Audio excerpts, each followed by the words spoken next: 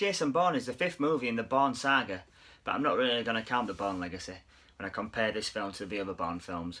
But this one has Matt Damon and Paul Greengrass both returning, and it's a return to form for the Bourne franchise. This could possibly be my almost favourite Bourne film. It just doesn't quite beat Bourne Ultimatum, but it is a close second in my top 5 Bourne films. But yeah, the story's brilliant. There's some great set pieces. The action's brilliant. The acting is fantastic, and yeah, it's just a return to form for the Bourne franchise.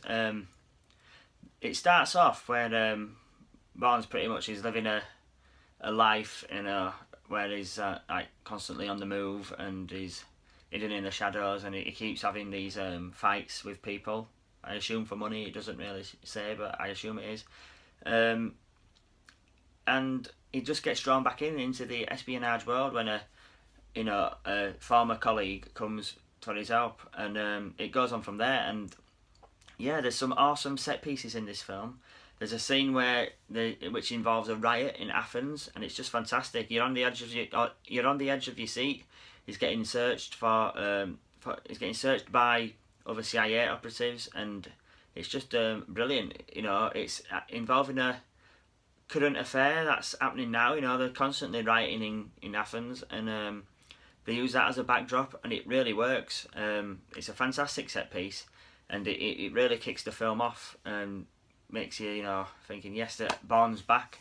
There's another set piece in London, which is fantastic. Out of the new actors, Julia Stiles returns, and she's pretty good. Tommy Lee Jones, he's Tommy Lee Jones. He's always awesome, and he plays like the current director of CIA. Vincent Cassel, he plays the asset in this film, but this time round, this asset seems to have more of a personal history with Bourne, which makes it even more intriguing. He's out for revenge, Bourne's out for revenge, so it makes it more interesting, let's put it that way. Alicia Vikander, she's pretty good. She's really good, in fact. I hope if I do carry on the Bourne franchise, I hope she returns, because she's a very good actress. She's just coming off an Oscar win for The Danish Girl, and I liked her in Ex Machina, and I liked her in The Man from U.N.C.L.E. So yeah, she's a pretty good actress, and she's really good in this. There was a side plot which I wasn't sure about at first, but it involves I can't remember what it was called, but it involves some sort of new social network getting set up, in Silicon Valley. But and I wasn't sure where that was going. I wasn't sure what it seemed to be a side plot for the first half of the movie, but then it works its way into the main plot involving Bourne, and it works. So I was happy with that. But yeah, one of my main concerns for when this film was getting made was the fact that the Bourne trilogy, the Bourne Identity, the Bourne Supremacy, and the Bourne Ultimatum, they are pretty much the perfect trilogy. And the Bourne Ultimatum, it ends the story. When you're watching it, it's like that. Right, that's a good end to the trilogy. That is a perfect trilogy. That is the end of it. And then they're making a fourth one. It kind of, they made the Bourne Legacy after that, and it was like that was more of a spin-off. So you can that can be just like a throwaway film. You don't have to involve that. But the news that both Matt Damon and Paul Greengrass were coming back, and he thought, well, I'm interested, because that's the main guys of the trilogy are back. But one of the things that was putting me off was the fact that it was the perfect trilogy, and if this film was going to be a letdown, then it could taint the trilogy in a way that Indiana Jones and the Kingdom of the Crystal Skull has tainted the Indiana Jones trilogy, but it doesn't. It's a fantastic film. Like I said before, it's probably my second favourite of this Bourne franchise.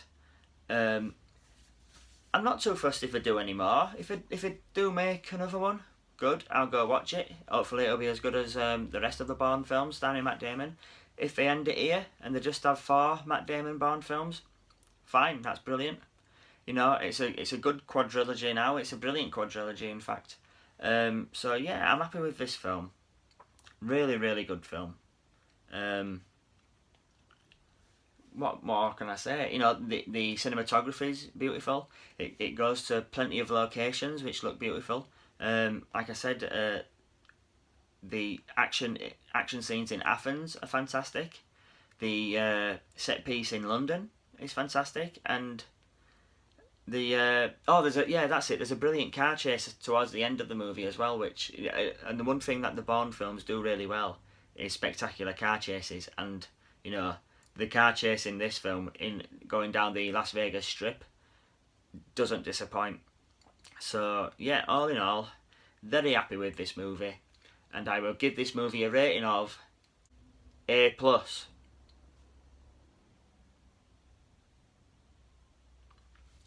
Let me know what you think down below, guys, in the comment section, and what you think of this movie. Did you like it? Did you not like it? What did you think of Matt Damon's performance? Should Alicia Vikander return? Do you think they should make any more Bourne films? Yeah, let me know, guys, down below. Like and share the channel. Spread the word of the Heroic Day channel. If you like what you see, check my other videos out. Please subscribe to my channel. And remember, guys, stay heroic.